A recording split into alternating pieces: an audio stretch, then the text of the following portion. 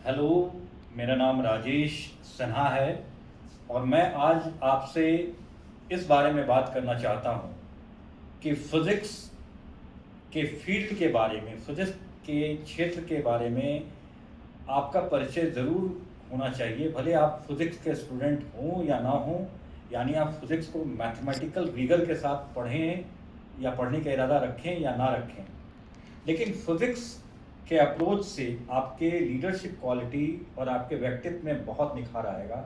आप चीज़ों को बहुत फैक्चुअल देखना शुरू कर देंगे। इसको जानने के लिए पहले हमें फिज़िक्स के मॉडर्न पायनियर, मैं एंशिएंट इंडियन फिजिसिस्ट के बारे में बात नहीं कर रहा हूँ अभी, उसके बारे में बाद में बात करूँगा। मैं फ़िलहाल मिडिएवल यूरोप के बाद जो रिनासा आया, जो एक अंधकार युग से ज्ञान के युग की तरफ यूरोप बढ़ा, तो उसमें जो पायनियर्स थे फिजिक्स के, उनके काम के बारे में बात करना चाहता हूँ। सबसे पहला नाम आएगा गैलीलियो गैलीली का। वो एक चर्च में पादरी थे, चर्च के ऑफिसर थे, लेकिन उनका नज़रिया बहुत अलग था।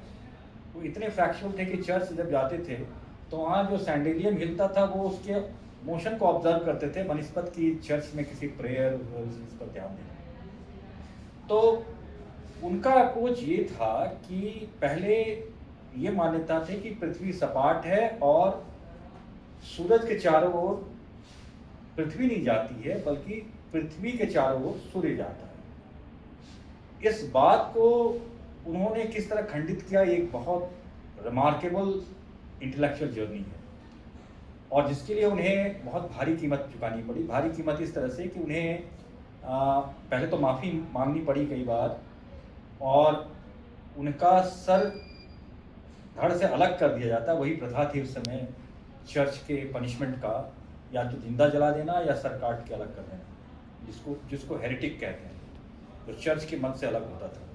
लेकिन गैलीलियो ने चूंकि माफ़ी मांग लिया था, तो और वो चूंकि चर्च के ही ऑफिसर थे, तो उनके सहयोगियों ने मिलकर पोप से एक उनकी माफ़ीनामा को कबूल करवा लिया और उन्हें आजीवन कारावास की सजा हुई।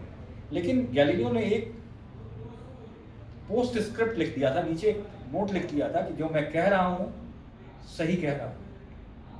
और यूरोप की खासियत है कि उन्होंने उस माफ़ी को उतना महत्व नहीं दिया, unlike here in India. Savarkar साहब के बारे में खासकर अगर बात करें तो, क्योंकि वो जानते थे कि वो मजबूर थे, बल्कि उनके इंटेलेक्चुअल कंट्रीब्यूशन पर फोकस किया। और उनका इंटेलेक्चुअल कंट्रीब्यूशन कुछ इस तरह से था कि जैसे वो हर जगह जाकर एक्सपेरिमेंट करते थे। फॉर एग्जाम्पल, उन्होंने देखा कि वो जहाँ भी जा रहे हैं, एक व्यक्ति अगर लालटेन लेके दूर तक जा रहा है तो वो डिसअपियर हो जा रहा है, वो गायब हो जा रहा है किसी भी दिशा में। तो इससे उन्होंने निष्कर्ष निकाला कि पृथ्वी चपटी हो ही नहीं सकती है, पृथ्वी को राउंड होना पड़ेगा। अब कितना राउंड, उसके लिए अलग उन्होंने एक्सपेरिमेंट किया। तो कहने का ये अर्थ है कि ऐसे लोगों के बारे में जानना और ऐसे लोगों के काम के बारे में जानना हमारे इंटेलेक्चुअल फ्रेमवर्क को इतना मजबूत करता है और करेगा, जिससे हम आज अपने इर्द गिर्द चल रही जो बातें हैं, जिसमें अधिकांशतः बहुत साधारण बातें हैं, उससे हम कैसे महत्वपूर्ण बातें छांट के अलग कर सकते हैं। थार थार को गाही धरे थोथा दे उड़ाए, जो हमारे यहाँ साधु की परिभाषा है। इस पर आगे भी बातचीत होगी।